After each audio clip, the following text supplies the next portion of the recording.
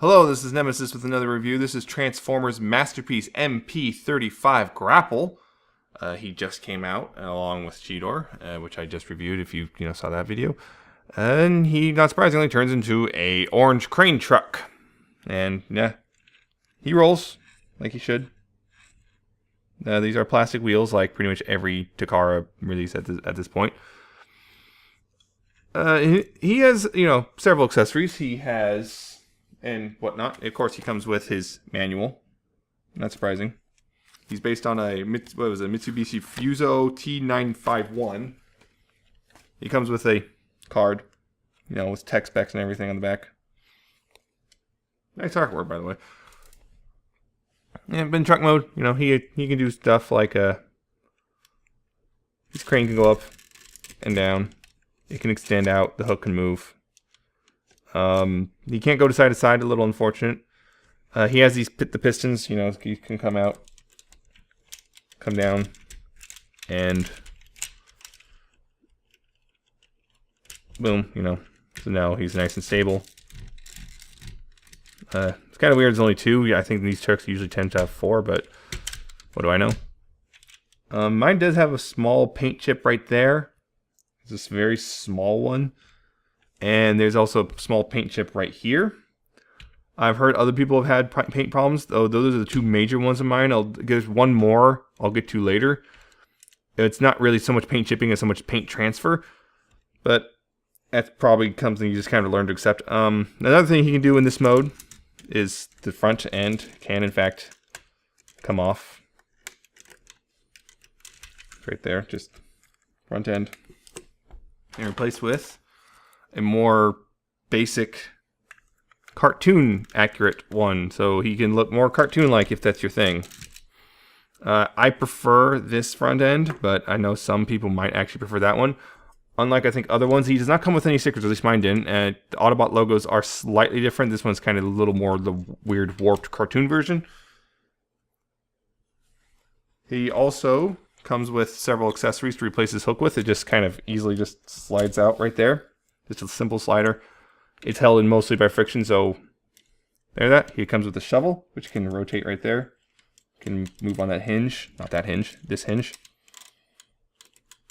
So you can shovel stuff. And he also comes with this, crane hook thing. A grappler, if you will. I'm sorry. And this can... just each of these arms can move. It can also spin. You can spin. The arms can each move individually. There's only one joint per arm. So, he can hold stuff. So, there's that. You cannot transform it with either of those accessories. It has to have the hook. And one final thing you can do in this mode, it's you can take the gun, which can store back here. There's two peg holes behind the crane. There's two peg holes. The gun can store in either one. I want to put it on the right side because for me that's a little more secure or mine. But then you can open this up in the front. Just open that up, fold it flat, and there's a little hole there, and you can put the gun in for an attack mode. I don't like that because those always wind up looking silly, but there you go. His yeah, that's his basic stuff in truck mode there. Now, to transform him, first thing you want to do is take these front wheels, move them back, and then outward. So, just back and outward, and take then these wheel arches, the back of the wheel arches, push them in. On mine, the left one is very stiff compared to the right one, but push those in. And that's all ready to go. And you take these things on the back of the truck and move them out. So there's, that's nice and free. And then you can take the crane up here, right here, there's this flap. You open that flap up, so it looks like this. And then you separate it from the back. And now the crane is free floating. And from there, you can finally take the arms in the front cab You can move them all forward and kind of move them past this thing. Move them all forward like that. Now this is up like this. And from there, you can split the legs. I'm going to go ahead and raise the camera a little because it's going out of shot. He's a big dude. Now from there, the cab, what you want to do is open these flaps at the right here, each side. Open those flaps. Then you can bring you have to open this flap too, like for the gun mode, and then you bring this whole thing up, rotate that around. You move this thing above the head, you move that back like this, and you take this part right here, move that out. Boom. Now from there, you'll want to take these side things and move it inward. It has to rotate this way. You cannot rotate it the other way. So rotate it inward like that. Rotate it inward like that. If you're going to rotate it the other way, you will break it. And then take the arms will be tabbed in right here, very lightly on mine. They'll be tabbed in, so just untab them and move them out on this arm. And you rotate this downward, like so. And then it'll go up. And as you're doing so, you can untab the arm from here. There's a slot there, which goes in that tab goes into. They move it all up in here, and they kind of slot into there nicely. There you go. Same on this side. Rotate it down. Then move the arm up into it and slots in. And it should slot in. There you go.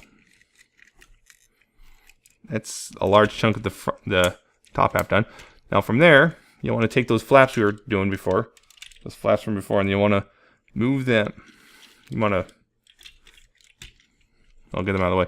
Then you want to take, actually, I'm sorry, not the flaps. You want to take these hips first, then move them down, rotate them down, like that. Then you can take the flaps and move them back and fold them down flat, like so. Then from there, you want to move this crane assembly down like this. And you take the front end, and there's this inner part right here. See that it's moves up on that and clicks into place. It'll lock in nice and solid.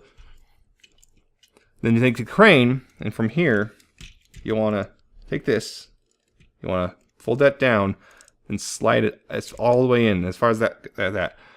And then from there, you take these flaps. There's little flaps on the side. You open those up. Same on this side. Open those up. You rotate this back piece around. You rotate it around so the black part's facing out. Then you fold the front half down. Hold it down so it's parallel with the piston. And then you take the whole thing. This part right here will fold inward. This will fold inward, and then you just using the piston, you just slide it in. Just slide it into the chest cavity until it's nice and flat up against here. And then you take this part and click it in. It'll click into place, and that holds the whole assembly together. And now you have a nice, neat backpack with no kibble whatsoever, which is really nice. And this camera's still not high enough. There we go. Now for the legs. The legs here, what you want to do is you take the feet, just rotate them, and while you're doing so, you want to also move this part out so the feet can go flat. Same on this side. Fold it out. Rotate the feet down. You'll make adjustments as you go. And then you take this assembly back here, this whole assembly right here. You want to fold this part up like this. And as you're folding this down, you want to rotate this top part down. So all this will lie parallel to the back of the leg, and it'll snap into place. And then you take this and fold it over the top, so nice smooth back. And you fold this to the bottom of the foot and fold that back. And then from there, you want to take this panel, move it down, and it'll fill in the side of the leg. And then you take the cylinder and pop it outward to make it even. And you do that whole process again on this leg. Take this, fold, make these are parallel, fold this up into them like that, fold that into the foot, fold that down, take that, not the piston, that whole thing, into the side of the leg, and then take the cylinder, and there we go. And this is where I was talking about paint transfer. The paint on the black part, the gray, tends to transfer over into the orange right here, unfortunately on mine. Then from there, you're almost done. Just a little bit more, which is take these wheels, move them forward, and there's this little slot on the inner side of the wheel.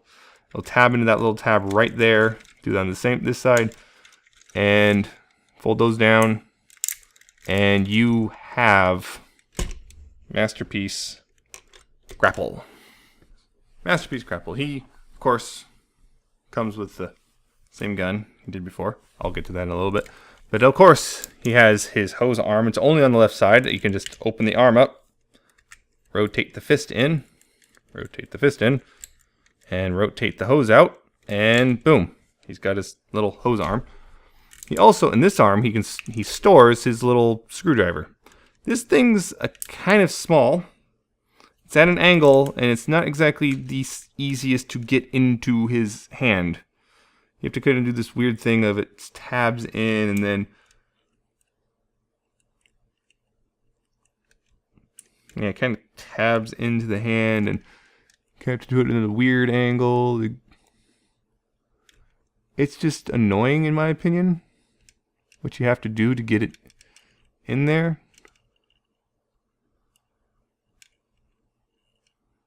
And then you have to kind of fold the hand in so it's kind of like this, so the knuckles are out, and it doesn't stay very well in mine, and it just dropped. But it's there, just doesn't tab very well on mine, unfortunately. The gun, however, tabs in far better. Oh yeah, this kind of illustrates another problem I'm having. These shoulders don't always stay very well. The bicep swivels are tighter than these shoulders. So what happens is you try to rotate the arm or something, it just kind of pops right out. It's unfortunate. It's really particularly noticeable on mine on the right shoulder. So it's a little unfortunate, but not much you can really do about it. Except maybe tighten things a little. Maybe some floor polish will help. I'm not sure. I have to look at that. But yeah, he can actually grip his gun pretty well if you can just find the slot. It's kind of always is the issue, isn't it? Just, there we go. Yep, he holds his gun pretty well, unlike the screwdriver thing. But of course, he also comes with accessories for this mode. One of which is a replacement hose. It just pops off. That's it. And it's keyed a certain way, so you have to make sure to pop it on, or else it won't go on. If it doesn't go on, just rotate it around. He also has his little solar tower thing, complete with moving little solar panels. So you can hold that. There's this little thing right here makes it so he can hold it in his hand. Get the gun out of the way. It doesn't actually hold in his hand. There's a little slot right here on the inside of his wrist, behind the thumb. That's where it actually slots into. So it kind of fakes holding it, but he can kind of look like he's holding it, although the illusion's broken if you look too hard. But yeah, he can look like he's holding it and, complaining that Optimus won't let him build it. All that jazz. He also comes with the blueprints for his little solar panel. It's just paper, so you can just kind of grip it by, squeeze it and then still complain about the non-existent hoist. He also, of course, well, here's where once again, the swap comes in for the chest. Yep, that pops out pretty easily. Swap it with this one. I prefer the chromed chest here on this. Even though you typically don't like chrome, I think chrome accents for a vehicle are good. But he also comes with an alternative black helmet, which is more like his toy and like the occasional scene in the show, and it just slides right off. There's supposed to be a little stock, although on my copy, the orange helmet slides off really easily, unfortunately. He also comes with 3 alternate faces, one of which also has these little lines. There's these little lines on this face. And I'll show them off real quick. If I can. Hopefully the focus will cooperate.